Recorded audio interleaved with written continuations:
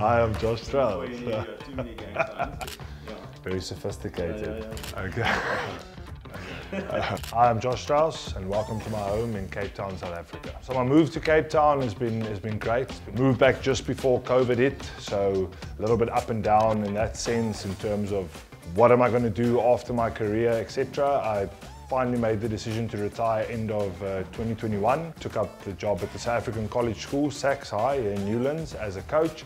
And since then I've also started working with the Ike Tigers, University of Cape Town Varsity Cup side. Been a great experience being back. My family's loved it, obviously being close to their own family, grannies, grandpas, cousins, etc.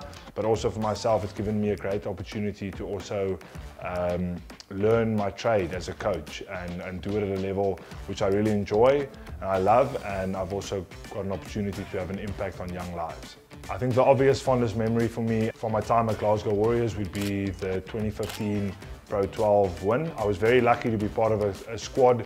My time at Glasgow, that we made the semi-finals every year that I was there. We were lucky enough to make 2 finals, of which we obviously won one against Munster. You know, outside of the accolades and the on-field stuff, I think it was one of the best squads I was ever part of. I think we had such a tight-knit group in the locker room. And it's something that I always cherish and remember. And also you build lifelong friendships. I know it's a bit of a cliche, but it is true. I still manage to see some of the boys when they come out here. That's one great thing about the URC, is the fact that the boys are coming out here on a regular basis. I get to go watch them, see my old mates, whether they're still playing or they've moved on into the coaching. I've been very impressed with the Glasgow Warriors' performance on the field this year. And they've done really well. I mean, to make a quarter-final with the talent and the teams that are in the competition, it's a huge achievement in and of itself. They play a lovely brand of rugby. Obviously, the synthetic pitch there in Scotstoun helps that for quick rugby, even when the weather isn't the best, which you sometimes do get in Glasgow. I think the talent in Scottish rugby in general is really growing. I've seen that growth from my time there at Glasgow, and you can see it now in the national team as well. There's some real depth in talent, and that's a great thing for Scottish rugby and the club. I think the DHL Stormers will just try and execute the things that they've been doing well all season. You know, they are champions for a reason. They also play a very exciting brand of rugby, so they've got some really exciting backline players. They've got a big pack. They do the basics well, and I think the challenge on the weekend for both sides would just be who can execute their plan better, which is a very obvious thing to say, but unfortunately, you know, that is rugby. I coach myself. Playing away from home for a team that's not that used to playing on a synthetic pitch, there are some things that differ from playing on grass, and that might be a bit of a challenge, but I'm sure the Stormers have had enough time on those synthetic pitches in the competition to be, you know, quite adept at doing it. The breakdown battle will be huge, and obviously executing their plays, because like I say, both teams play quite an exciting, expansive brand of rugby.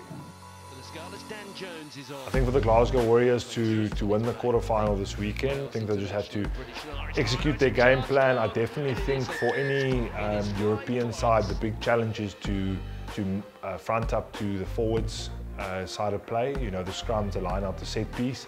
It's something that traditionally the South African sides are well known for. Set piece battle will be huge, you know, to keep the discipline there, not give away penalties and give the Stormers good position to play in. But I know that Franco likes to play from his days at the Cheetahs, and Benetton, he likes to play a fast, expansive game of rugby.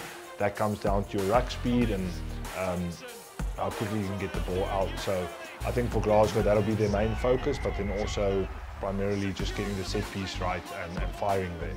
So the players that I'm going to watch out for are all my old mates. Hopefully I've not seen the team sheet for the weekend, but hopefully they all play. I was lucky enough to obviously be there with players like Matt Fagerson, Richie Gray, Xander Fagerson, Scott Cummings. I see there's still a lot of players playing there from my day, and I'm very happy to see them play. Some new guys that I never got the chance to play with that I find very exciting is Sione Tuipulotu, the centre. I always love the way he plays, even for Scotland. He's just, you know, he's not the biggest centre, but he's got that physical side to him that can really front up, especially to South African sides. Obviously, they've got Hugh Jones there, who I was lucky enough to play with a little bit at Scotland as well. He's an incredible talent. Carl Steyn, who's the current captain. Again, we never crossed paths at Glasgow per se, but we did spend a bit of time in the Scotland camp together. Carl's a lovely guy. He's done brilliantly as the captain there, and he's also been one of their standout players. So I think across the board there's a lot of talent. New players, Rory Darge. I think he's been incredible for Scotland and Glasgow. And then also a player like Jack Dempsey. Athleticism that he brings to the team for number 8, it's something that I was never great with. I could just sort of run in a straight line. But these new number 8, you know, they've got skill, they can play ball. So very excited to see what they can do on Saturday. Probably one of the biggest reasons I still watch rugby when I do is to watch my old mates play, and because there's that connection. And it's a lovely thing for a retired pro to still have a little bit of a feeling that you're in the game somehow, and I think we do that through watching our mates and you know, cheering them on. I do believe that the Glasgow Warriors can go all the way in this competition. Obviously proven it before, back in 2015. I know the competitions have changed and there's been some additions to it, but I definitely think they've proven their worth in terms of standing up to some of the biggest sides. You know, obviously they've got the home quarter-final, and I don't know what's going to happen after that if they have to move on and play elsewhere away from home. I believe that they've got all the tools to make it work. I think it's just a matter of believing now at the moment.